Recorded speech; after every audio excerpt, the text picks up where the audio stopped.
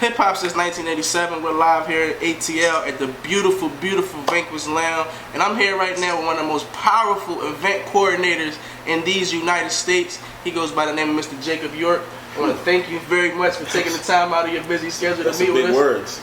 I mean, powerful in the USA. In the USA. I mean, I've done my research on you. I live here in Atlanta now, so I hear your name in the streets. Yeah. I hear your name in the streets of other cities and things of that nature. You've thrown parties for the likes of LeBron James, Lil Wayne, T.I., Kim Kardashian. The list goes on and on and on. So, you know, don't be modest. You are a powerful man. And being as though you're an event planner and you're kind of giving people happiness, you're presenting them with that happiness, that's a powerful thing.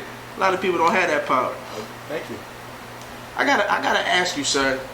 You're originally from the New York area. We're down here in Atlanta. What brought you to this area? Well, I have family here actually. Okay. So I visited in the 90s, 1994. First time I came down here, I liked it. Okay. It seemed very underprogrammed. There wasn't a lot to do here. So I just said, oh, you know, it's time to really put something together. But I didn't move down here until 2001. But I came here a lot. I set roots, bought a house, did a bunch of events, you know, artists. But I come from the music business side of it first, not parties.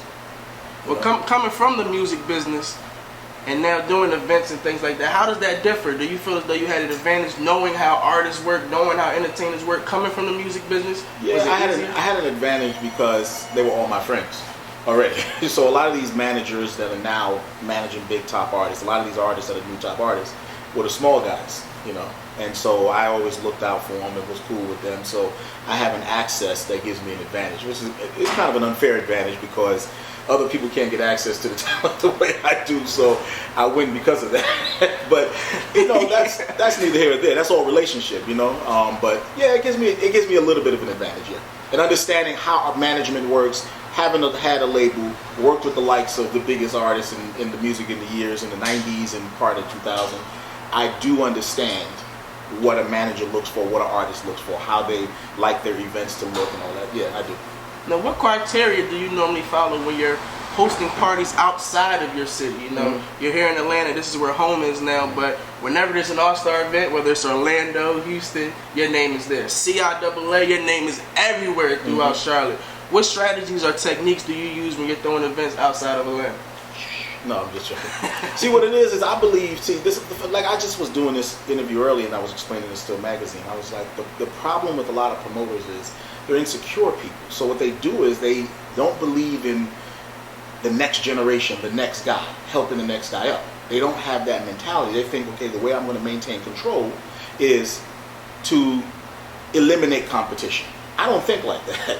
I believe in the next level of people. I believe in the next guy. So if I go into Miami and I'm ready to throw a party, I'm going to pick up my phone, I'm going to call my childhood friend from Headliners and say, hey, listen, I have the artist, I have the venue, but you have a certain audience, I have a certain audience, let's work together. That's just how I am. So I believe in partnering with people, you know, and strategic alliances, and every city has somebody that's influential. So I'll deal with that person, I'll bring them into the fold, whether it's a young lady who may know all the top basketball players, whether it's a young guy who may run around and know all the women, you know, the hottest girls. Whatever it may be, I'm going to tap into that person and I'm going to say, hey, listen, let me bring you into my, you know, organization, or we'll work together on this. And next thing you know, they're bringing with that. They feel like somebody is giving them an opportunity, so they go hard for it. That's really what it is, because I'm getting older. I'm never going to be 21 again. In my mind, yeah, but not in reality.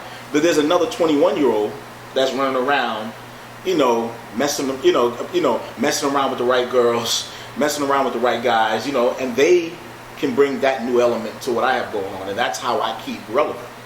Where a lot of other promoters are archaic, they've gone away because their philosophy is stop everyone from growing. You can't stop a revolution. You can't stop growth. It's going to happen regardless. So if you're still doing flyers and everybody else is on the internet, you can ignore the internet, but you're not going to stop the internet from becoming the most important way to market a party at some point. So eventually you're going to grow with it, or you're going to become a dinosaur.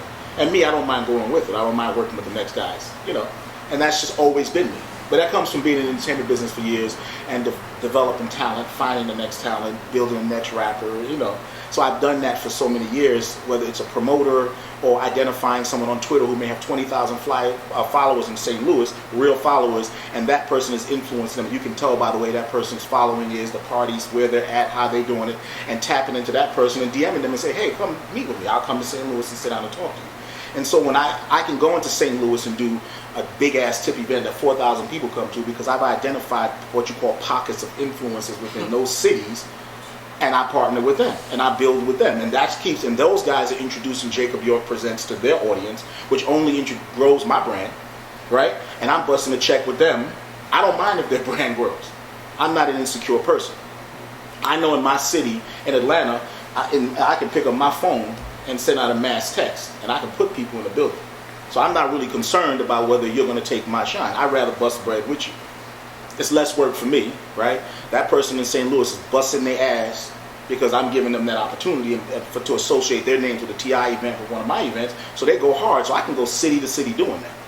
Where other promoters are stuck pigeonholed in their city because they can't think anything past that. And then I have an unfair advantage with the fact that I come from. You gotta stop saying that. You gotta stop saying that's an unfair advantage. An advantage is just that. It's not fair. I'm being funny, but yeah, people always say, "How do you get all the artists?" It's just because I've known them since before they were successful. So people who are popping now, you know, a lot of the managers, I'm not going to say their names, but some of these artist managers used to work for me at some point, you know. Okay. So they've become the next generation of people that and they were like, oh, Jacob always was good for me, always good to me. Head of marketing of this label or that. They all were interns at one point when I was the man in the music business, you know. So, and I've always identified that person and helped to cultivate that person and grow their brand. And, you know, so people look at me and say, hey, when I pick up the phone and say, hey, we want to fuck with this guy. That's all. And I'm not afraid of change. Jumping out of the music industry, what was your big break into event coordinating? Like, what event did you throw where you know, when you found out you had a real niche at this? It was something you could be successful with. I thought I could be successful when I was like 14 years old. Okay. I was in Brooklyn. My first event I threw, my dad had an event hall, right? And my mom she liked videos, movies. So she had VHS. You know, very few people had VHS back then. It was the 80s. You don't know that. You're probably young. The VHS wasn't as commonplace as it was in the 90s, right? So we were one of the lucky families that had one. So what I did was my dad had an event hall. He had the screens and a projector. I went around the neighborhood and I did a movie night. Popcorn, hot dog, the whole thing. I made me $600 and some and I thought I was the man. I was about 14 years old. It's a lot for 14. I thought I was the man.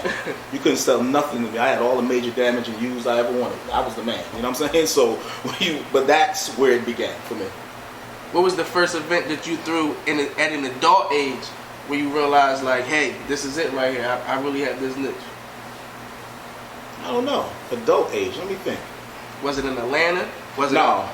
I mean, because you got to understand, New York, I mean, I was a part of the Tunnel, and I did Speed on Thursdays. We set that off. I did Roxy's on Tuesdays, along with the time when I, used to have the label and, Little Kim and all that stuff. So it's kind of like it all kind of happened at one time. It's always kind of, so I've always had the weeklies. Like when I was in New York and I had the label, I had 5 parties a week. You understand? So to me, it wasn't like I knew anything particular. Going out of town was the most scariest part. But when I went to Philly and I did the first party at a place called Fever and it popped, I realized that it's not difficult, and that's when I started going out of town. Well, what was so scary about venturing off into a new market?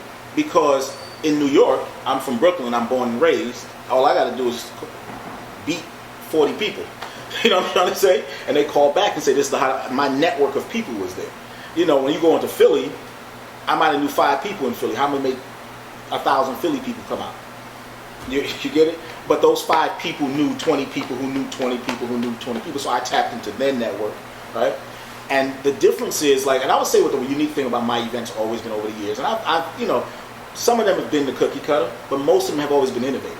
Like I remember when me and Jessica have been friends, Rosenblum, she had a company called Stress Entertainment. We've been friends. We were partners for years. I was the silent partner, right? Started Roxy's, and they gave us a Tuesday night, and I was like, we sat there at that party, and we said, you know what, we don't want to do Roxy like a regular hip hop party. Because we got Speed on Thursdays, we got, Carbon, we got all these clubs we were doing. And I was like, let's do this different. And what we did with this was we brought roller skating back to the Roxy's, right? So when I booked talent, like I remember JD was hot at the time, and he had the big album, the first album, right? He was hot, and I booked him, and he thought I was booking him to actually perform, and I booked him a DJ.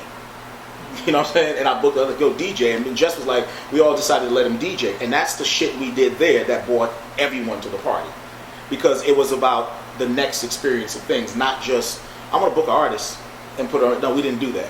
It'd be like, oh, okay, you got Q-Tip coming, he's hot with the Vibrant Thing record. Let's have him DJ. You understand that? Let him do a roller skating competition. Those are the things we did. We gave experience to people so that when people remember the parties, not only was it packed, we had fun. And what made me want to do parties in Atlanta was because when I got down here, people partied here. New York had lost that appeal to party. People partied still in Atlanta. I mean, that changed a lot over the years, and that's what I'm trying to bring back to the city. But people partied here. When I say every party you went to, they sweat their shoes off, and that was a cool thing about the party. And to me, it still was under-programmed. Like, you didn't have a lot of things for them to do. But when you went to the Frozen Paradises and you went to Illusions or you went to any of those clubs, you walk in there, was from 10 o'clock to 4 in the morning, they was partying. And that's what I was missing out of in New York that we lost at a certain point, people partying. It became a cookie cutter. People showed up and just kind of stared at the wall, screwed each other down. That's what you ran into. And here I came down, I was like, wow, these dudes is 4,000 people popped, dancing, In a little shack. Or even no matter what it was, they were enjoying themselves, suited and booted, dancing, sweating their shirts off. And I was like, you know what, I want to throw parties down there. And the first party I did was at a Swatch place down there called Illusions on a Sunday, because they didn't have parties on Sundays.